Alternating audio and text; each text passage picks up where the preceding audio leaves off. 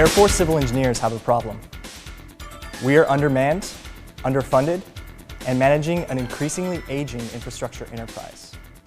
How then are we supposed to get ahead of this problem while also reducing manpower and costs? Luckily for us, commercial industry is offering us ready-made solutions in the form of artificial intelligence, deep learning, and predictive analysis capabilities. Among the many different use cases we could look at for this, let's turn our attention to an integral part of the CE enterprise, roof inspections. Unfortunately, roof inspections aren't cheap, easy, or necessarily safe. Joint Base Lewis McChord alone has a standing $2 million annual contract to manually inspect over 4.1 thousand facilities. What if we could accomplish the exact same effect as this contract, only in a fraction of the time, at a fraction of the cost, and with minimizing human interaction on buildings and at risk? This AI can give us that. Companies are already proving their ability to take free satellite imagery and analyze it, categorize, and identify facility damage. I recently worked with the Air Force Research Laboratories to vet this company, Crowd AI, and their algorithm for immediate DoD applicability. The answer? We have exactly what they need, and vice versa. Every installation comes ready equipped with high-resolution satellite imagery. Unfortunately, for us, that's all it is. It tells us what we have. What we need and what this AI can offer us is a tool that will tell us what we have, what condition it's in, and forecast future facility damage in a fraction of the time it would take a human, and automatically. But let's not limit ourselves to just roofs. Consider also post-attack and natural disaster scenarios.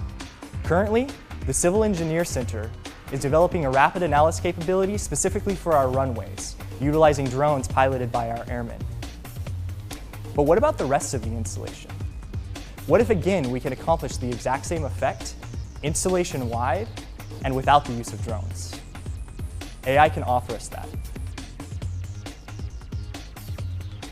The good thing is the AI is data agnostic.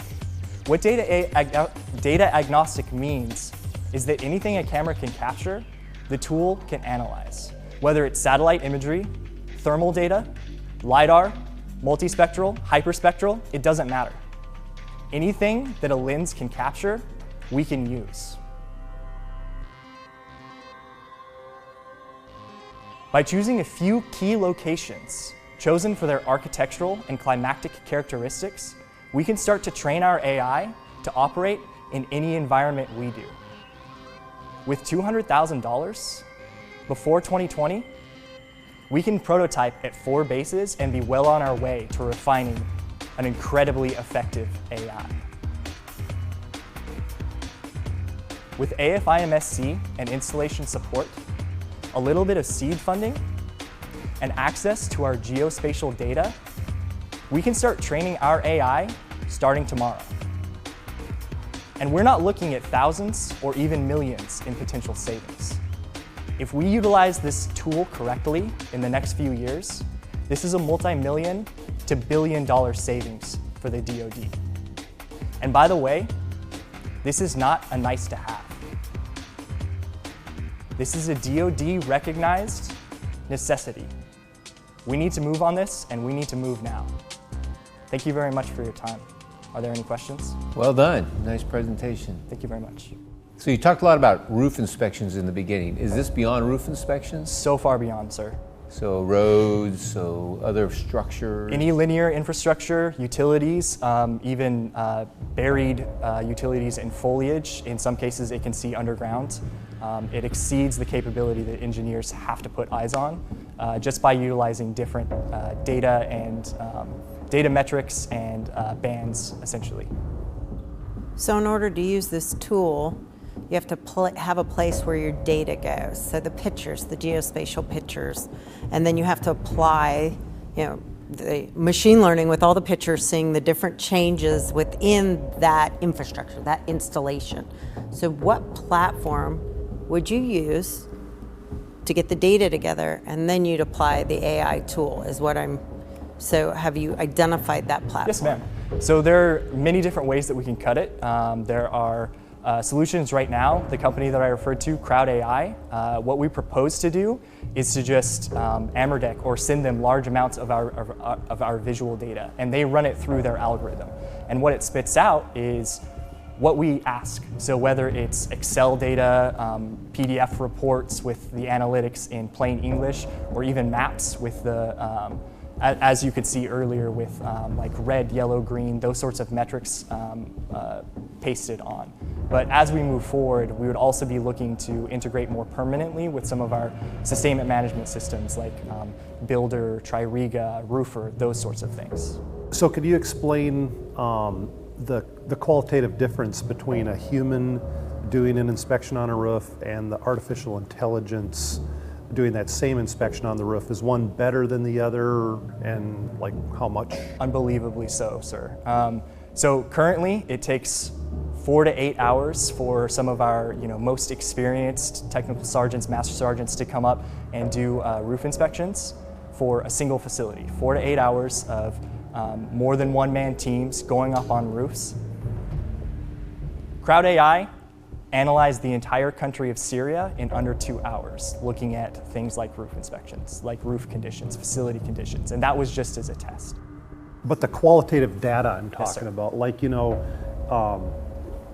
what the humans saw with that roof inspection, maybe they uncovered some things, underneath the structure even Of that course. may not have been caught by just an aerial picture or view. So the more bands that we can utilize, the better that data will get. In the beginning, I think that we should use this as a triage capability. We will probably never be able to fully replace the ability the person on ground, on site can provide, but the ability to look at the entire picture all at once and get an idea of our worst case facilities and then the facilities that we don't need to worry about, we can now take to those manned teams and focus all of their effort where we need them, where we need it, and when we need it. Help me understand the problem set a little bit more, and maybe what happened in Elmendorf would be a little bit more helpful. So if I have 4 technicians that's their responsibility and they have to do an entire base, and you have 4,000 facilities, let's just say you have 200 facilities instead of 4,000. How do you even get through that in a year? And what happens when you have an earthquake and now you have to start over? Even if you were at 199, now you have to start over from forward. So help us understand how important it is, and what would those folks be doing more efficiently with the use of their time that could help the Air Force overall? Yes, so it's always been a struggle, exactly as you talked about. The Joint Base Lewis McChord contract, for instance, we're spending $2 million and it doesn't even get us all 4.1 thousand facilities. We run through all of those facilities on a 3-year time span.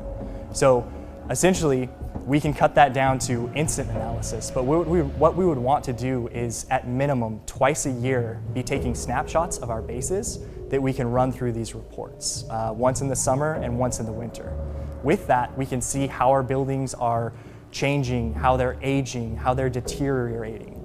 And every season, or however often we want to take those metrics, we can shift our manpower into the areas that they need to be. You can integrate more than just engineering data as well into the algorithm. You can take things like commander's priority. It's a very flexible tool. So you would have to take more than one geospatial pictures to get that analysis. Like, you could take an initial snapshot to see and find the problems, but in order to see that change coherently over time, you'd have to have multiple pictures, and then the 1 to 2 times a year. So you'd have to have, probably, there's lots of commercial companies that do that, but not always over that same position. So you'd have to establish that relationship. How do you look at doing that? So the good thing is we already have contracts in place for our infrastructure, for our bases. Usually it's annually to get refreshed imagery, but even better is we already have extremely high resolution cameras on so many of our aircraft. If it becomes a deal where we ask training pilots to fly over every once in a while and just have those systems turned on, all that data can feed right into aiding us in our infrastructure support. There are so many ways that we can passively collect data, and it doesn't even need to be from satellites. We can put cameras on box trucks, start to get whole building envelope assessment. The possibilities are endless. Okay, exciting stuff. Thank you very much, Thank you very much. Well done.